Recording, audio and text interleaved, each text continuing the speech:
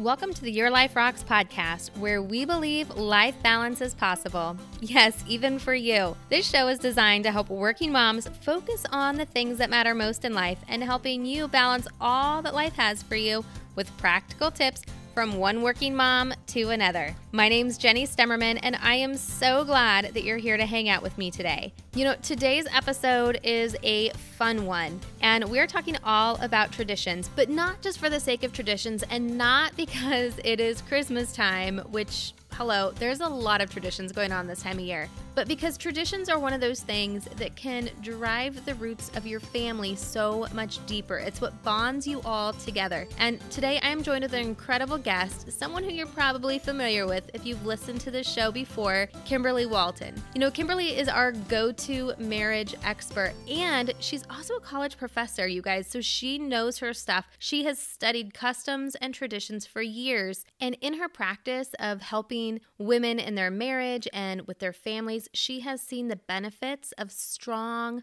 traditions and how they can bind people together, how they can create that sense of community. And she's here to share with us some tips on how we can be more intentional about those traditions that we have in our own families. And not just in our families, but also our personal traditions that we have for ourselves as well. Now, Kimberly has such great tips for us and some really great solid information. So we're not going to have any commercial breaks to break up the conversation. So before we get into our discussion, I do want to let you know that this episode is sponsored by our Life Balance Planner. I know it's the first time the planner has actually been a sponsor of the show, but it's such a great time because we are getting close to the end of the year, and our Life Balance Planner is not just a calendar for the new year or any time of year. It's truly a 90-day system that really helps you bring the life balance system into habit, into practice for you. Of course, there is a calendar in there. There's actually 3 months worth of calendar in there for monthly planning. We also have your weekly planning covered, including your Sunday checklist, your prep checklist. We have your meal planning, project planning for your career, and your daily sheets. Now, I'll tell you, these daily sheets are so integral into my day that I just cannot do a day without them. It includes everything from making sure I'm tracking my water to what my Bible verse is of the week. Yes, I write it down every single day so that I can really meditate on the word and it becomes a part of every single part of my day. It has blank spots for your brain dumps, your to-do list, and your schedule for the day. It really is a great system to help you stay focused on the things that matter most. And because I am so passionate about this planner, I'm the one who created it, and I want it to help and bless you in such mighty ways as you start into 2018 that I am offering it to you for $10 off between now and the end of the year. So it's only $19.99. And you can grab yours by going to yourliferocks.com. And as an added bonus, when you place your order while you're waiting for your planner to come in the mail, you'll receive access to our goal setting course. So you can be setting your goals for the first 90 days of 2018 while you're waiting for your planner to come into the mail. Also, I'll let you know that the first few pages are your instructions to the life balance system. So even if you haven't taken the life balance course, you'll know how to operate the system based off of those instructions. Now, of course, our life balance members do have access to the life balance course inside of the membership. Plus, our members receive 20% off of the planner, our coaching, and so many other things. So don't wait. 2018 will be here before you know it. So go to yourliferocks.com and get your planner today. All right, you guys, I am so excited for this interview with Kimberly.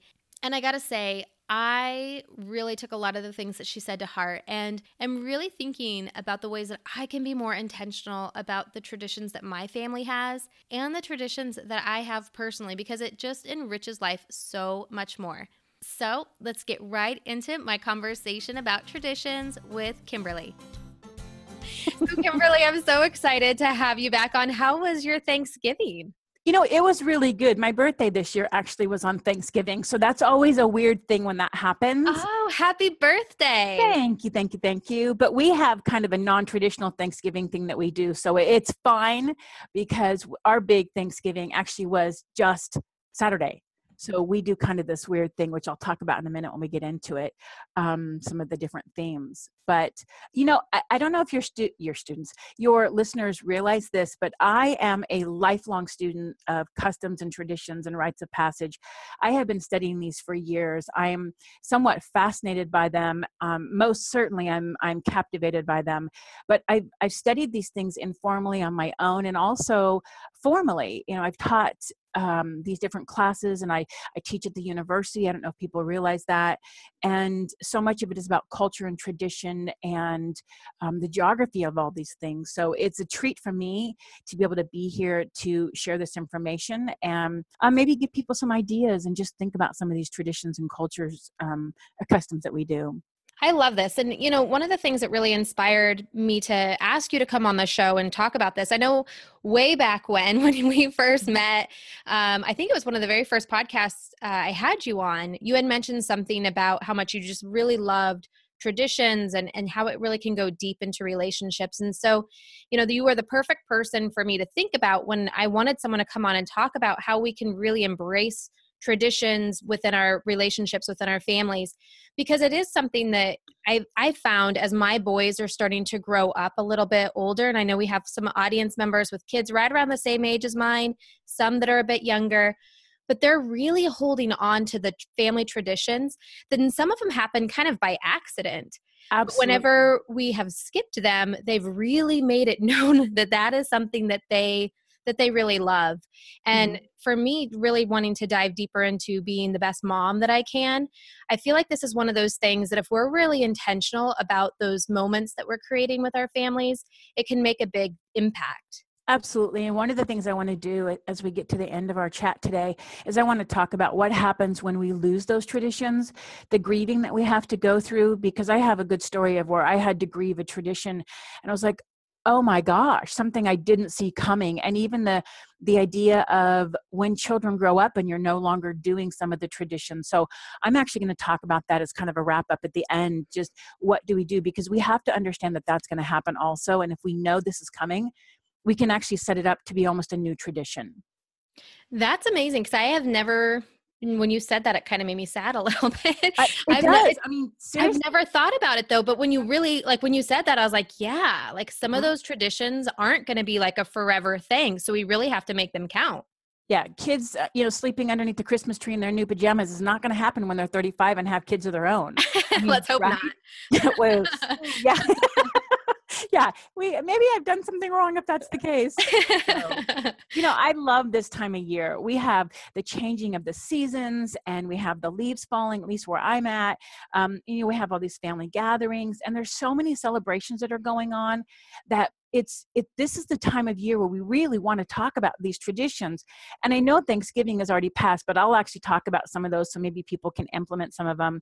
But I want to say something for a second. When we talk about traditions and customs, we have to really think about what that means, because it's really any sort of practice that's long established that we're adopting, or maybe it's some sort of information or a belief or a practice that's been passed down from family. And usually these traditions we have, they're not any sort of written instructions. There's no path that says, hey, this is how you do this tradition.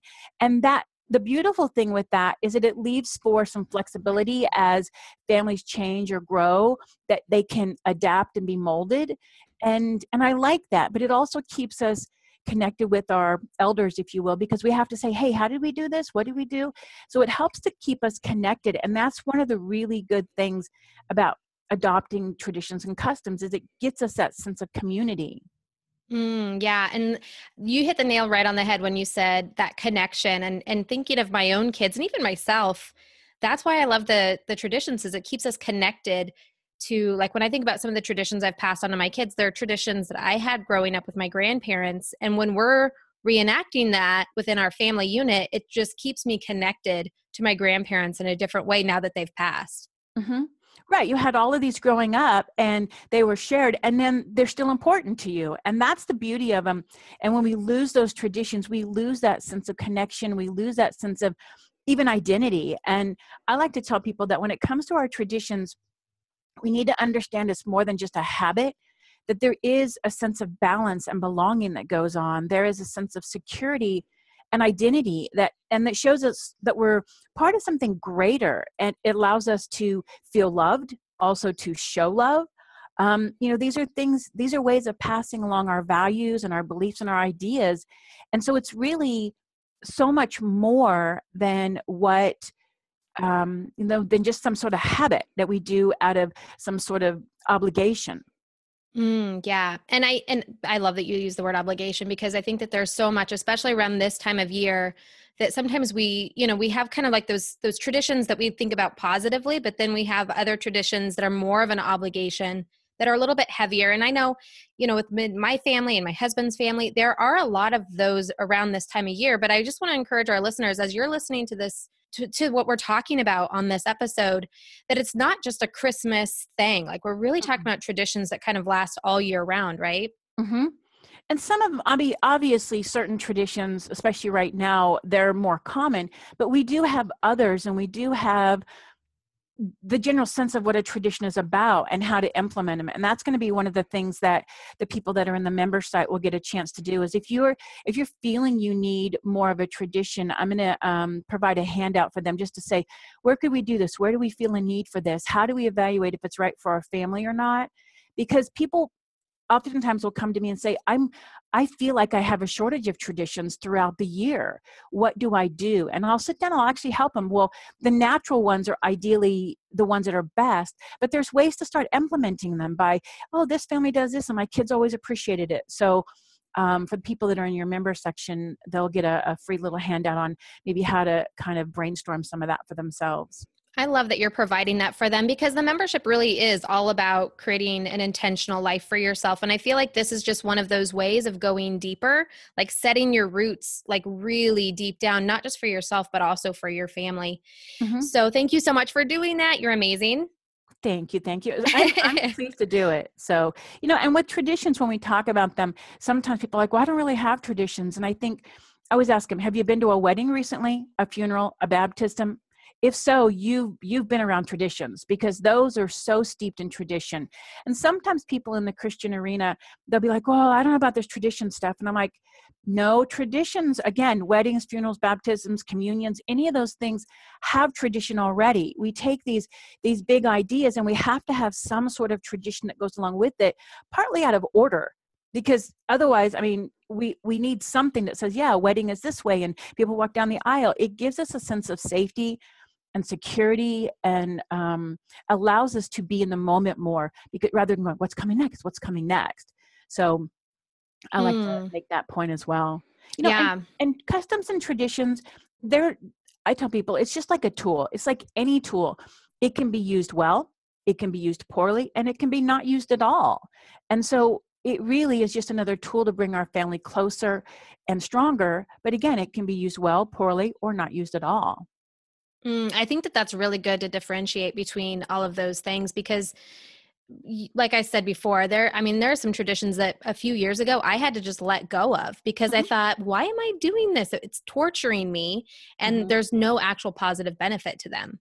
Right. And if your kids aren't benefiting and you're not benefiting, then really at that point in time, it becomes more harmful. But, when we look at traditions and customs, one of the things that I tell people is you really have three different types of customs and traditions. You've got the big ones that are cultural, religious, or kind of group traditions. You've got your family or what would be couples kind of traditions. And then you have personal traditions. And I think that they all three have value.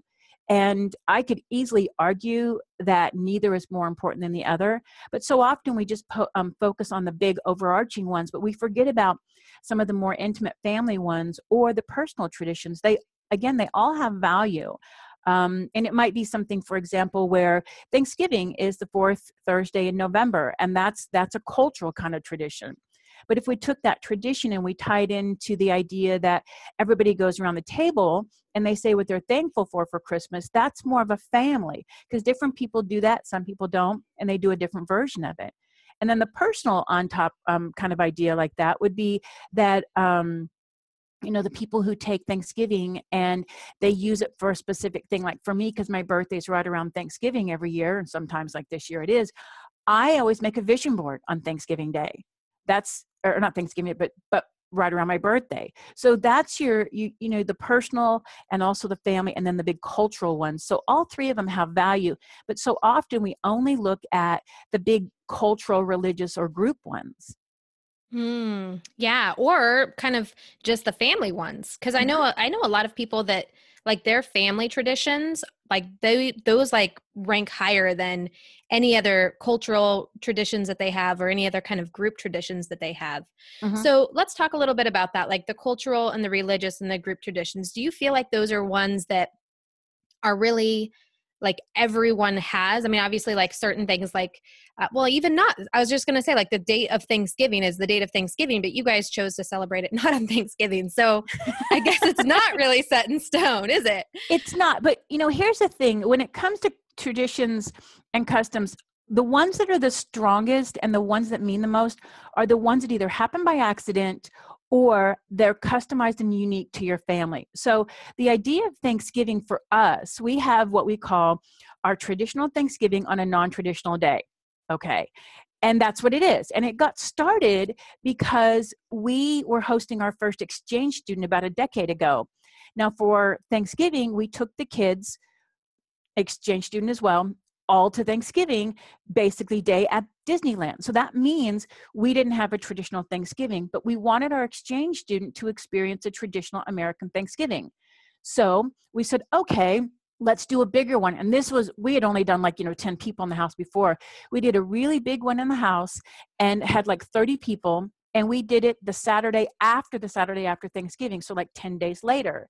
Well, I didn't realize that the people who had been invited to this the first year were like, hey, are we doing this next year? I'm like, geez, I don't know. So they had actually asked, people had said, are we doing this again? Is this now a thing?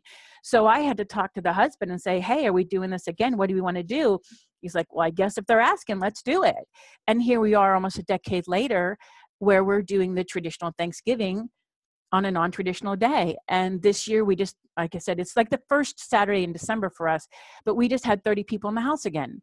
And everybody has to bring something, and I have certain people who bring the same thing. And so there is this whole Thanksgiving thing that is so different for our family than it is for anybody else.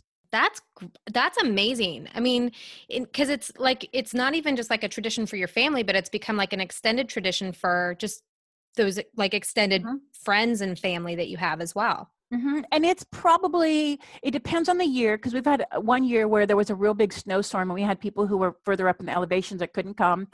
But traditionally, it's about 50-50 family and friends. And there's a whole group of people. If we've got 30 people, 20 of them are the same ones that come all the time. Sometimes somebody else has something they can't come and somebody else will come and that kind of thing. But even a few years ago when my husband was officiating a wedding on that particular day that normally is that Saturday, we just moved it to the next Sunday and people were like, okay, we're still coming. I'd ask people, can we do this? Either that or we have to have it like at 10 o'clock at night because we're driving, we've got to drive 2 hours back. They're like, no, we're doing it on Sunday. And we only had one person who couldn't come. So those things are, I think, more special because people already know to put this on their calendar for next year.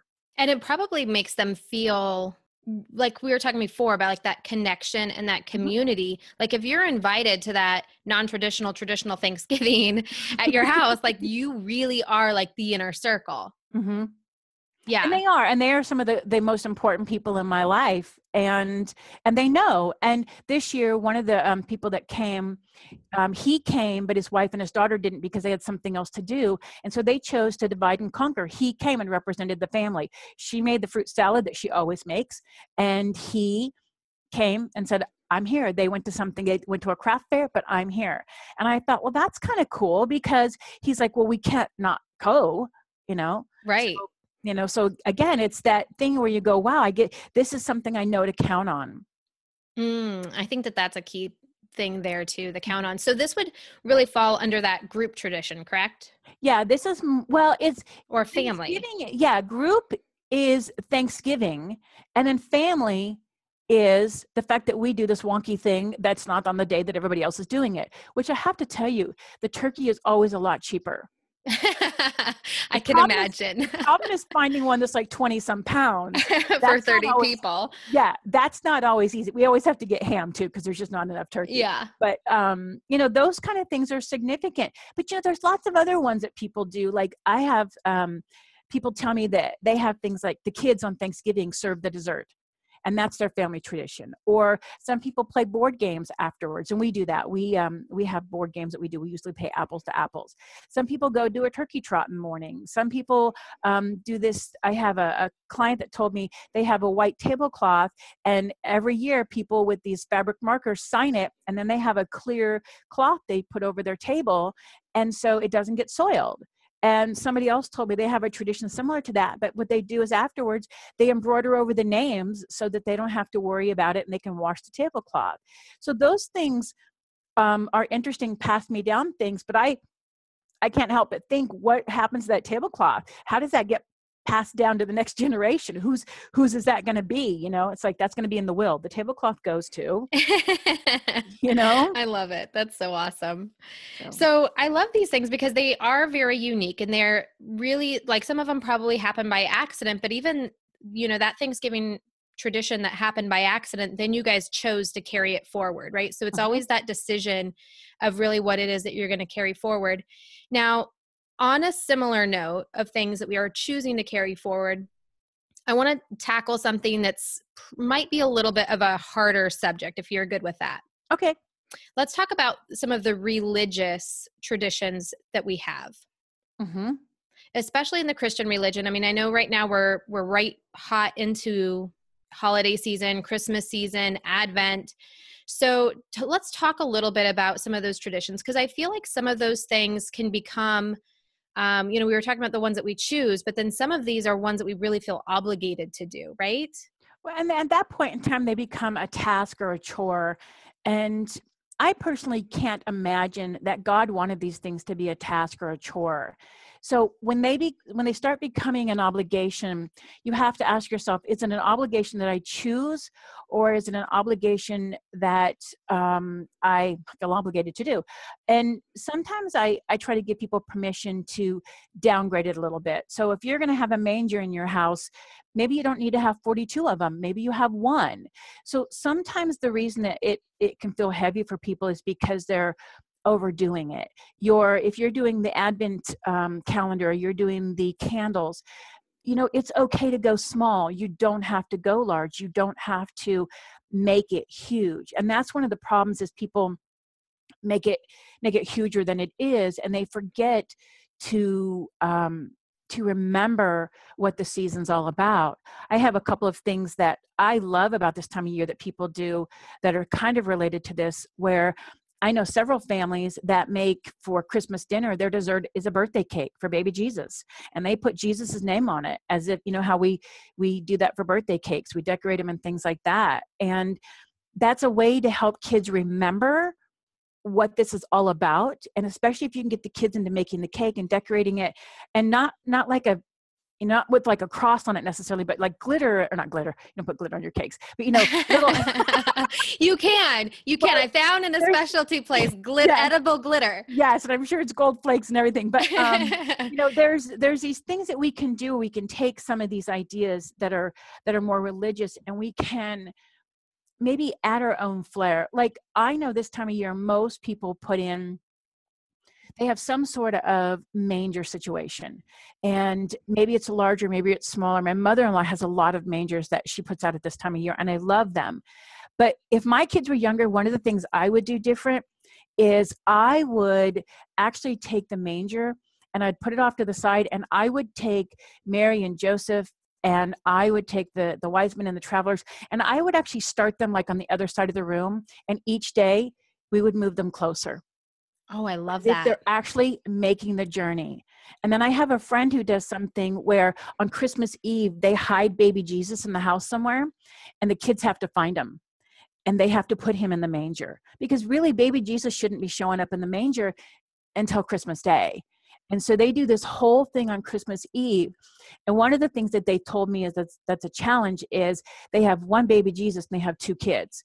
So it's the older one tends to find them. And so they're actually considering having two mangers with two baby Jesuses so that they each have a baby Jesus to find. Right? I mean, because that's how that stuff works. But yeah, that keeps you in tune, because even though we've got some of these obligations, sometimes the obligation ends up being a distraction rather than understanding why we're really here and what we're celebrating.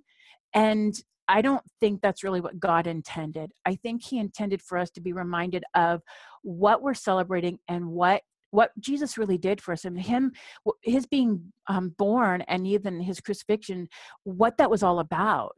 And so I tend to talk about that more and how you can honor those things. Even the idea of the Advent calendar.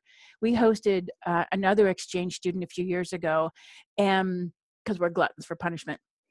And our Norwegian exchange student, his parents gave us a new idea. They sent him these small wrapped gifts that were all tied to this long cord that was numbered, instead of like doing just a calendar or doing the little chocolates and that kind of thing. And each day he opened a gift. So you can look for ways to still honor the tradition, but also customize it. And that's what I really like, is when we can take these things that are almost obligations and turn them into something that's unique to our family. So it's not like, oh, what's Advent? We're doing the candles and that kind of thing. But the kids are like excited about being a part of it. And even sometimes the kids can help put the little gifts for the Advent in for the siblings kind of thing. Does that make sense? Yeah, I know. And I love that. And I love too that you talked about really the intention of it, because I feel like so much of the traditions around this time of the year, I wasn't raised Christian. So sometimes I hear about people and the different traditions that they have for Christmas that I've never experienced before. And I'm like, oh, is that something I should be doing? Because I feel like when there's sometimes cultural, but especially with religious tradition, sometimes we feel like, oh, am I missing something? Should I be doing those things to try to fit in or to try to make sure you're doing quote unquote it right?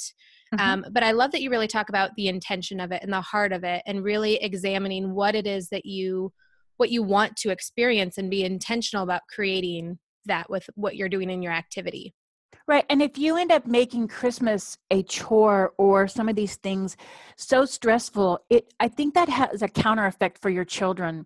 They're like, wow, I don't really like this season because mom's freaking stressed all the time, or she's cranky, or we can't have any of our toys out because of this or that. Or I think we miss some of the point. Not that our kids don't need to learn to respect that we have these decorations and things that we want to do, but we miss the point if we're not talking about baby Jesus. And so I talk a lot about that. It's like, nope, this is all about baby Jesus. And I think, again, some of those customs and traditions that are obligations, we can tone them down a little bit. And that's where the stress usually comes in, is when you feel like, oh my gosh, am I missing the boat? Am I not doing something right for my kids? And I don't think that's what God wants for us. I just don't think that. I think he wants us to remember the reason that we're celebrating and what the gift was for us. Amen. So there's permission, ladies. If you are feeling obligation and stress, just pray about it, but feel free to let go of some of those things if it doesn't necessarily fit in with what it is that you're intending it to do. Mm-hmm. And we have family that are not very religious that we still do activities with. On Christmas Eve, we have this ornament exchange we do at my sister's. And actually, it's not at my sister's anymore. It's been passed down to her daughter. And last year, it was kind of a weird one because my son had to work on Christmas Eve. And it was like, wait, he can't be here for this potluck ornament exchange. And so we took turns texting him, sending him pictures, FaceTiming him. And then when it came time for him to pick his ornament, and we do a stealing and things like that, my nephew went around with my phone, him on FaceTime, my son on FaceTime, and said, okay, here's the ornaments you can pick from. Do you want to grab one of these? And we got to get him involved, even though he was not there. And so we found a way to make it work. And I think that's probably the most memorable Christmas Eve with Ornament Exchange I've had now, because it went awry and we had to come up with plan B. Ooh, that's a great point too, is not expecting everything to just be perfect in our traditions. Because I think sometimes, at least for me in my own experience, sometimes my best memories are tied to those traditions. But then the next year, the next time that rolls around, we try to duplicate that. But sometimes you just can't. It's just, it's special in its own way. Absolutely. And I think that's kind of just being at peace with how things roll out. And seriously, some of my most favorite traditions and memories are when something went awry. We had one of our Thanksgivings, one of the people was supposed to bring some extra chairs because there's always a chair problem for our Thanksgiving, because who has 30 folding chairs unless you rent them? And so everybody has like a few chairs, and people, okay, this person brings 5, this person brings 3. And my friend she forgot to pack her chairs. I said, okay, your kids are sitting on the stairs. And she sat on the couch and ate, and her kids said, we had kids, it was the kids because they don't care. They're like sitting on the floor to eat. I'm like, whatever, and everybody was fine with it. She was like, oh my gosh, I forgot the chairs. And she lives like a half an hour away. I'm like, you're not driving home. It's not a big deal. We'll plop people wherever we plop them. Somebody sat on a bar stool. It was all fine. Yeah. You just kind of have to make it work. Mm-hmm. And again, it makes it more memorable. Mm-hmm. Yeah. We've got, besides Christmas coming up, we've got all sorts of New Year's resolutions and things.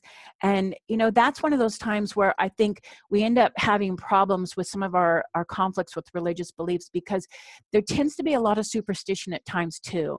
And I try not to be superstitious. But I think that New Year's sometimes can be a thing where people are like, oh, well, if this is happening, then it's going to be a good year. And if I have a friend who does this, they put a dime in the sauerkraut on New Year's Day that they eat, and whoever gets the dime, it's good luck for the year. And I don't really subscribe to those, because I don't know that a dime in sauerkraut, if you get it, is really a true indicator of how your year is going to go. And I like to have like a theme for the year. A few years ago, I did a theme where I said, okay, every person I see that I can consciously connect with, I'm going to smile at them. And then last year, I made a point of seeking out Christian businesses and supporting them if I could. If I needed air conditioning and I thought they were a Christian business, I was going to support them before somebody who wasn't. And so, we can even create our little personal traditions around things where normally people have superstitions. And some people say, oh, my resolutions for the year are to lose weight or not eat sugar. And it's like, okay, by January 31st or February or March, 90% of those are not true. But smiling at people or opening the door or trying to pay it forward every day, those are things that I can wrap my head around.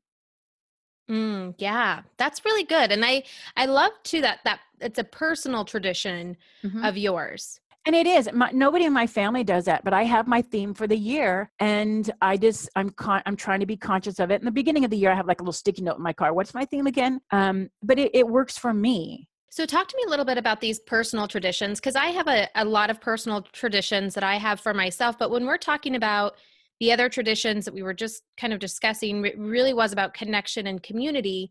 So what is it about for those personal traditions that we might have?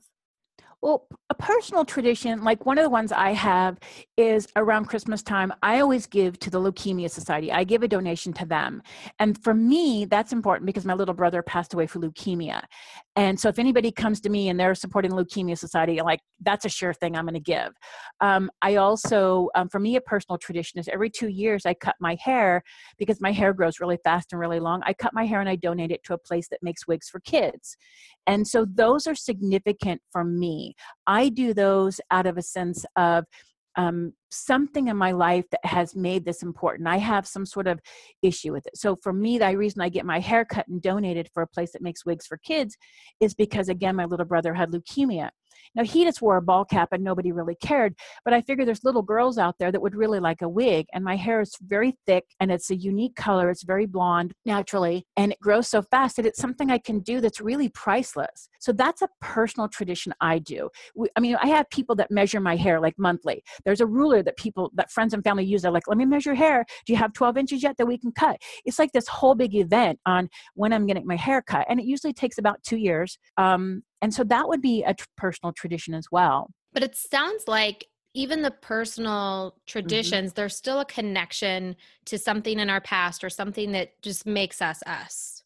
Absolutely. And a lot of the personal traditions end up involving other people, like the people who are measuring my hair. They're part of my personal tradition. I've kind of sucked them in, I guess. And they don't mind. But even the personal traditions, they kind of blend in with the family traditions or a couple's tradition. Like my husband and I have a personal tradition where we go see the sunrise in Yosemite the first weekend in August. Well, that's a personal tradition of mine, but it's really a couple's tradition because we do it together. And I love that. And anyone has not heard the episode that Kimberly and I did just a couple weeks ago, maybe it was about a month and a half ago, where Kimberly was really talking about protecting your marriage and fortifying your marriage, almost like a castle.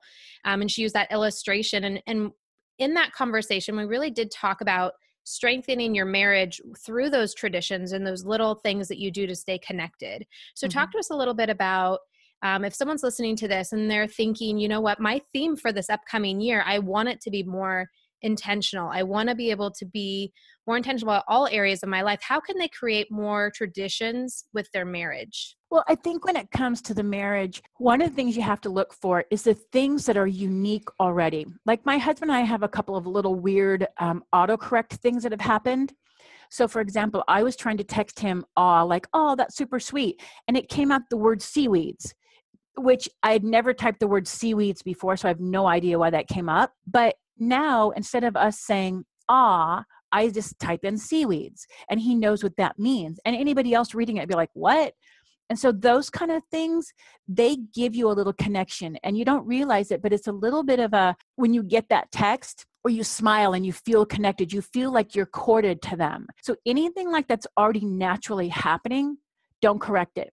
I don't go back if it's types and seaweeds, I don't go back and undo it. And so any of those things that are naturally going weird, any of those things that are naturally unique, that's a shared memory between the two of you, let those happen and encourage those.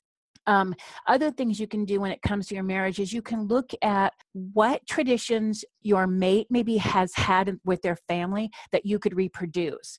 And some families do more traditions than others, but let's say that your mate has done something where with their family, they had some sort of a thing growing up, like with birthdays, and birthdays were maybe mom always made a homemade cake. And now that you're not, maybe they're living 2,000 miles away from mom, you can tap into that and help piggyback off that connection by saying, honey, what cake do you want for your birthday this year? And maybe you make it, maybe you buy it, depending, some people are more bakers than others. So any sort of tradition that you can, bring back to life, that will be really helpful. Anything that's already going awry can also be helpful. The other thing when it comes to couples is you want to go with what people naturally gravitate to. What's their personality? And so if you have like a certain thing, like your mate really loves to read or a mate that really loves to dance or something, you want to have traditions like that. Those kind of things, you want to look for what's already happening naturally. I think that that's really great. And I think it's, for anyone who's listening to this and they want to be more intentional about their marriage, this is just one of those great opportunities. Because even as you were talking, I was like, gosh, my husband and I have more traditions than I thought we did. Mm-hmm. And so just hearing you talk about those things that naturally occur, it got me thinking about all the things in my marriage that we just kind of naturally happen, or cute names that we use for different things, or things that we do when the other person says something. And I think it's important to recognize those things, because you might always do them, but as soon as you can recognize them, mm-hmm. I think that that's when it really becomes like a deeper connection. And those are the things you'll really feel a loss of if they're not there. It's the things like if I text my husband and it's 4 hours later and he gets back with "or," I'm like, oh, I kind of was waiting for that. I was anticipating getting that response. For example, to go beyond just marriages here with our kids, most people I know do this thing where the first day of school, they take a picture of their kid. Okay. Mm-hmm. Not everybody, but most do. And so the kids are like, oh my gosh. And sometimes they have their mouth hanging. They're like, I don't want to do this. But yet the truth of the matter is, years later, when they're adults, they look back and they go, oh my gosh. And they love it. I've actually encouraged some of my clients to take pictures with their kid, not of their kid, but with their kid. Because as your kids are changing through the years, it's really cool to see you change through the years and your hairstyles and everything else. Take a picture of them and then take a picture of you guys together. Ooh, I like that idea. I know, love right? that idea. Yeah. Because, it's one thing for me to think about myself in that picture, which I may not want. But if I had a picture of like my mom when, my first day of kindergarten and us together, and then my first day of like 5th grade, my first day of middle school, my first day of high school, and like just seeing her and me, like that would take me back and have a deeper connection for me as the child looking back at my mom. Absolutely. And then if it's a tradition passed on, then you can see my mom at kindergarten. And then this is me at kindergarten. And then it can be the snowball effect, and there could be a whole photo album made of this, and the pages can be copied. And, it's funny with photo albums, whenever there is a fire or a natural disaster, one of the first things people grab are photo albums. Mm-hmm. And they do that because that's that touchstone for their family. And it makes them be, connected to something greater. So anytime there's photos involved, I'm fans with that. Yeah. Like those things really matter because it's like a tangible proof of what happened. It's a tangible proof of the tradition that you've created with your family. And some of the things at the time seemed difficult or stressful, we look back later and we laugh at them. Another thing I did with my kids when they were little is what I called the 5-minute flurry. Kids don't want to clean up unless it's a fun thing or whatever. Most kids don't want to. And whenever you have children, the house ends up sometimes a mess. You've got dishes, you've got laundry, you've got these things. When my kids were little, and my youngest is 21 now, so it's been a while. I'm waiting for them to have children so I can do this with theirs. But to make cleanup time easier and more fun, we would go to the kitchen stove and we would set the timer for 5 minutes, and we would clean up as much as we could in 5 minutes. And sometimes we'd get everything cleaned up, and most of the times we wouldn't. And we were all in for 5 minutes. We'd hurry around and we'd make fun of it. And I'm like, hurry up, I'm going to pass you up. And, things like that. So it wasn't this horrible chore. And when the timer went off, we stopped. If we didn't get everything cleaned up, that's okay. We'll do it again. Some days we did lots of flurrying, and other days we didn't. That's awesome. And I'm sure that's something that they'll pass on to their kids, even without you needing to pass it on and do it with their kids. They'll probably automatically do that with their kids. Right. And anybody who wants to have their kids help, you're welcome to borrow my 5-minute flurry. I love it. I love it. So obviously we're talking about traditions that when they come around, they fill us with joy and happiness and really deepening that connection. But talk to us a little bit about when the tradition stops. Maybe the kids are growing older, like we talked about at the beginning. You don't have the 35-year-old sleeping under the tree anymore. Hopefully. Walk us through that process a little bit, because when you mentioned that, like my heart broke a little bit, really wanting to make the most of the traditions that we have, knowing that they're not going to be around forever. Yeah. So I like to talk about precautions when it comes to traditions. One is we have to understand that they need to be pertinent, and they need to be personalized, and they need to not go against God. Some traditions actually, I think, go against God and his teachings or make God irrelevant. So I'm not advocating any of those in any way. The other thing I like to talk about is we need to be prepared to grieve when a tradition changes or ends. I wrote a blog post on my website a few months ago regarding me breaking something called our celebration plate. So we had this plate that was really colorful and had these dots on it, and they were different sizes, almost like the dots were dancing on this plate. And what happened was I was getting ready to put the plate up after washing it, and it slipped out of my hands. And in slow motion, I saw it fall, and I knew it was going to break. And then once it shattered, it hit and it shattered. I mean, it wasn't like two pieces, like I can salvage this. This was like, this is not salvageable. It's so not salvageable. Big chunks are going to go in. I'm going to have to sweep. Then I'm going to have to vacuum up the little shards. So I stood there for it felt like 10 minutes, but I'm sure it was only like 10 seconds, just looking at all these pieces all over the place going, oh my gosh, what do we do now? This was a plate that whenever there was a big event in the family, there was a birthday, there was a celebration, somebody had put full on effort to something, they got to use the celebration plate. And I was not prepared for losing that plate. And after nobody was home, I was by myself, which was probably a good thing. And I sat down with a cup of tea and I just cried. I was like, oh my gosh, what do I do? And I just cried it, and I grieved the loss of this plate. Now, all those memories are still there, and we haven't found a replacement yet. I need to find a replacement, which I haven't. I'm working on it. But I really, really had to grieve that plate. So after a while, I texted the hubby and said, hey, I broke the celebration plate today. And I got back from him, are you okay? Do you need to talk? And he instantly knew the significance of that. And I said, no, I'm not okay right now, but I will be. And so I just had to cry, and I cried several times, and we haven't fortunately had to need the plate really since it broke. So I'm okay with that. But I have to find a replacement, which it's an irreplaceable thing. But we have all these memories, and they were our family memory, except for one time, one of my sons asked, because this other kid had this really big event in his life, Mom, can we have Kyle come over and can we use a celebration plate? And I knew that day what that plate meant. When my son says, Mom, can we have this kid over because his parents don't have us? I was like, oh my gosh, I had no idea. And so grieving was a huge thing. And when I find a new plate, I've actually kind of hoped one of my friends or somebody would just get me one, that when I get a new plate, I will have to lovingly know that it's a replacement, but at the same time, it's okay to have the new thing.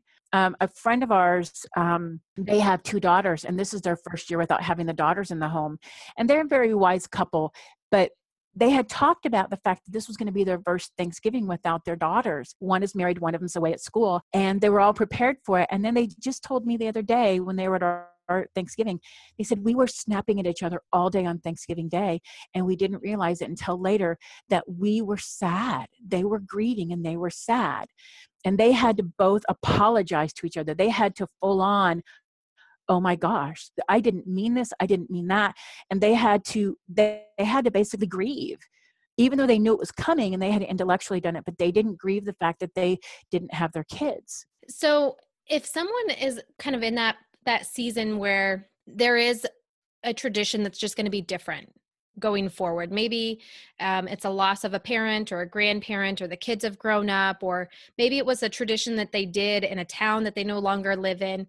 What steps would you recommend them to kind of walk through? I know grief is different for everybody, but do you have any recommendations that our listeners might try if they find themselves in that situation? One of the things that I tell people is when the empty nest is really one of the easiest ones for the kids to deal with, because it's not just the parents, it's also the kids that are experiencing this. The kids that are on the other end of the world are also feeling that same loss, for the example of my friends here.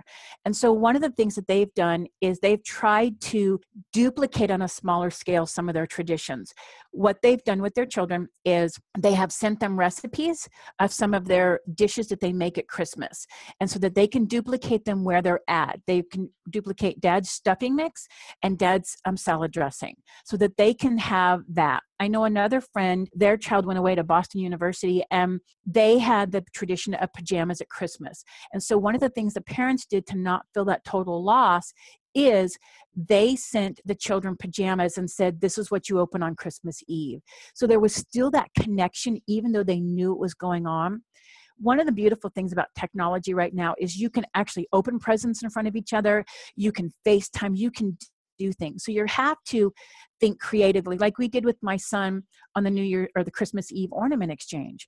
I could have easily been super saddened by that, but we turned it into something better. So thinking outside of the box and finding a new way to implement that tradition, I think is really significant. The other thing is that as a society, we're not good at grieving. We don't like to grieve. We don't like to cry. We don't want people to know we're grieving a lot of times. And in cases like this, we have to acknowledge that that's what's happening, because it's going to come out in one way or another. You're going to snap at people. You're going to be difficult. You're going to become a recluse for the week or the month or whatever. So you have to honor that. If you need to go for a walk and cry, you need to take an hour-long shower and cry, you do that. You have to honor those feelings. The other thing is that too often we forget that the beauty of feeling those things is that we had really good things.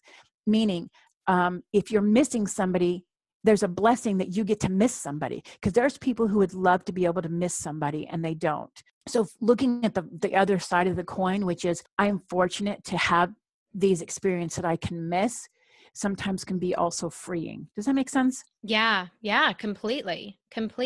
We focus on the pain and we focus on we don't have them, but at the same time, we can focus on our kids going away to college and being happily married, or we can focus on that we have these great memories that we can now cherish. I love that. And even just, because sometimes they're like big things, right? Like someone has passed away or the kids have grown up, and those are more like bigger life things. But even for like us and our family, we've moved around a lot. And so our traditions have changed a little bit based on where we are. but the kids still love to reminisce on the traditions that we no longer carry. Mhm. So like, for example, when we used to live in Arizona, we had a tradition every Christmas Eve where we would go to Christmas Eve church service, and then we would go up to the Scottsdale Princess Fairmont. And they like decked it all out for Christmas, and they had everything done in lights, and you could do this little train ride to look at the lights all over the property. And they had bonfires where you could do s'mores and ice skating, and just we would just go there and just play because we didn't have family around, and it was just the four of us. And now that we've moved away from there and we moved back to family, we have now our family traditions, which we love, but we still love reminiscing on those couple years and the traditions that we had while we were in Arizona, and how incredible it was of an experience just to have the four of us there and experiencing that. And although we've kind of replaced those traditions with other things, the kids still love remembering that and remembering the connections of what we did. Mm-hmm. And I call that shared history. And that's what keeps us bonded. And that's why when a tradition ends, we still want to talk about it. We want to not necessarily just replace it, but we want to keep that memory alive. And it sounds like you guys are doing a really good job at that, because traditions change. We get older, things have to evolve. But if we don't realize that we're going to be grieving that, it can take us by surprise and maybe come out at, tears at Thanksgiving or something like that, where you're like, wow, I think I maybe would have rather dealt with that in a private manner or something. And that's a great point, because even as an adult now, looking back on my childhood, there's a lot of traditions that I don't think I've let myself grieve, but I can kind of, now that you're talking about this, kind of relate it to when I get extra stressed or extra cranky as a mom around different holidays. Even around like summertime holidays, like my parents had a lot of traditions around the 4th of July, and my family, we don't really have a whole lot of like summertime traditions like I did when I was a kid. And I don't think I've ever really like processed the grieving process of not having those. And I haven't really shared them with my kids. I haven't really talked about them. And so maybe that's something that I need to do more, is just talking to my kids about some of the traditions I had as a child, and see how I might be able to kind of implement intentionally more of those traditions into their lives. Well, and I think that sometimes asking the children, if you tell them stories of traditions that you have done that maybe you feel have gone on the wayside, maybe telling them some of those traditions and asking them if they're interested in coming up with their own version of them, then maybe you might find that they're like, wow, this is really cool. Let's do this. And then it becomes even more significant, because they're going to have their own imprint on it, and you're going to know that they're going to be embracing it. I love that. That's super smart. See, this is why I love having you on, Kimberly. You're full of so much good stuff. So before we let you go, and before we get a Bible verse for this episode, any parting thoughts of anything we didn't yet discuss for traditions that you really want to impart onto our listeners? Well, I think I want to just repeat that I think that when it comes to traditions and customs, they do need to be personalized. And with so much technology and things these days, there's all sorts of opportunities that we didn't have in the past, whether it's a gender reveal party or doing some sort of other sort of, thing. One more thing I want to add to this. We have a friend that has this thing called a forgiveness cup that I want to start doing. It's a tradition I've never heard of before. They got this chalice kind of thing for their wedding as a gift. And the people said, if you're ever having a real tough time in your marriage and one of you needs to really ask for forgiveness, whether you're right or wrong, you are supposed to offer this cup to your mate, I'm assuming with whatever their favorite liquid would be in it, and they're supposed to accept it, and then you have to work on it. And this is supposed to be like in extreme cases. And I've thought about this, and I've talked to the husband. I said, we need to buy some of these and maybe write up a little story on it that says, maybe a poem or something that goes along with it, that if you're ever needing to, as an olive branch, if you will, that this would be something that people could do. You could start a whole new tradition for weddings, like, oh, I know if we go to this wedding that we're going to get this cool cup or something. So sometimes even the gifts that we give people can be a traditional thing besides, pajamas at Christmas and that sort of thing. But on a different note, as far as wrapping up, I just want to say that the most prized traditions are the ones that have been adapted. They are personalized. They came about by accident, or they have some sort of anomaly to them. They did not go perfect. They didn't go beautiful. the reason that the people put a picture on top of the tree is because a cat knocked it over, something like that. Look for those weird things that you can now gravitate to, that people will smile and chuckle and their heart will be warmed when you're trying to create a tradition. Beautifully said. Very beautifully said. I love it. And this whole conversation has gotten me thinking, as I go into this next year, how I can be more intentional about creating those traditions so that my kids, my husband, myself, we all are just deepening our roots in our community with each other and our connection with each other as well. So thank you so much for joining me on this conversation, Kimberly. Now, you know the drill. What is your Bible verse for us for this episode? So because traditions there can be some controversy and stresses around them, I picked something a little different this time. I want to leave people with this verse. It's Romans 12:2, and it's, "Do not conform to the patterns of the world, but be transformed by the renewing of your spirit.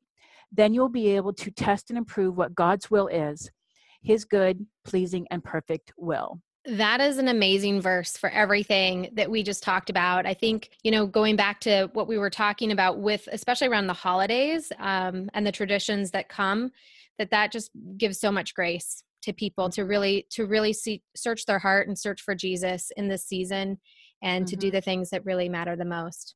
And not to be distracted by the fact that somebody else is doing something. It's you don't have to conform. It needs to be personalized, and we need to remember that for Christmas here, what the season is all about. I love that. That's so good. Well, Kimberly, for those of our listeners that want to connect with you or learn a little bit more, how can they do that? The best way is to go to my website, which is cherishedwives.com. Visit our blog, read some things, see what speaks to you. We also have a Facebook page. Feel free to like that, interact with it. We always love to interact with people. If people have questions or comments, or they have an article, like, I'd really love to see an article on this, I haven't found something that really addresses it, feel free to send us an email. Go through our Let's Connect page on our Facebook page, or on our website page, or even on Facebook. Send us a message. What would you like to hear? I do focus on marriages and strengthening marriages, which also includes families. So if somebody's got something that's on their heart and they are wanting some specific information, feel free to reach out. We'll do our best to answer and get back to you. I love that. And Kimberly is also very active in both our Facebook community and our membership community as well. So thank you so much, Kimberly, for being so generous and for providing that extra tool and resource for our members as well, so that they can really go through this exercise of creating more intention in their life and creating more deeper connections through traditions. Absolutely. It's my complete pleasure. My biggest takeaway from this conversation that I had with Kimberly is all of the traditions that I have that I didn't recognize were traditions. But now that I've recognized that they're traditions, they just have so much more value, and I'm going to be more intentional, because I'll be honest, there are a few of them that as I was doing my holiday planning, I decided not to do. But after considering the things that Kimberly and I talked about on the show, it really has me thinking about the impact that these traditions have on my kids. And when I talked to my kids about possibly not doing them, they were like, no go. We have to do them, Mom. And to see that value that they have for those things, we have to do them, because I want them to have those deeply rooted connections to their childhood, to me, to their dad, and to the greater community. So we will keep some of those traditions that I was going to scrap. But it also gets me thinking about some other traditions that I want to implement, not just for Christmas time, but for other parts of the year. Hearing Kimberly talk about her celebration plate, we don't necessarily have anything like that in my family, but I would love it if we did, because those are the things that I want my kids to look back on and remember and continue with their kids and their kids' and have that be a legacy that just continues on. So I'm going to be more intentional about that in 2018. And I'm curious to know, how are you with your traditions? Are you going to be adding more traditions in, or are you just going to be celebrating more intently the ones that you already have? Pop on over to our Facebook group and let me know. I also want to remind you that the Life Balance Planner is on sale until the end of 2017. So make sure you go to yourliferocks.com and grab yours today. I also want to invite you to follow me over on Instagram. If you're curious at all about the Life Balance Planner, I'm going to be sharing my experience with Life Balance Planner, my personal planning pages, and let you really see the inside and the way that the system works. So check us out over on Instagram at your.life.rocks. Now, if you haven't done so already, make sure you hit that subscribe button because coming this Thursday, we have another segment of our holiday sanity for you where we are going to be talking about the best tips in all areas to help you as a working mom with your Christmas season. So when we started with the Holiday Sanity series, we really started talking about the intention and setting a strong intention for the holidays. Then last week, we talked about planning and how your calendar and your to-do list and getting it all in, getting all the things done. So this week, we'll be giving you some tips on those things and also some tips to help you grow closer to God, which we're going to be talking a little bit more about next week. So until then, keep building a life that rocks. Bye.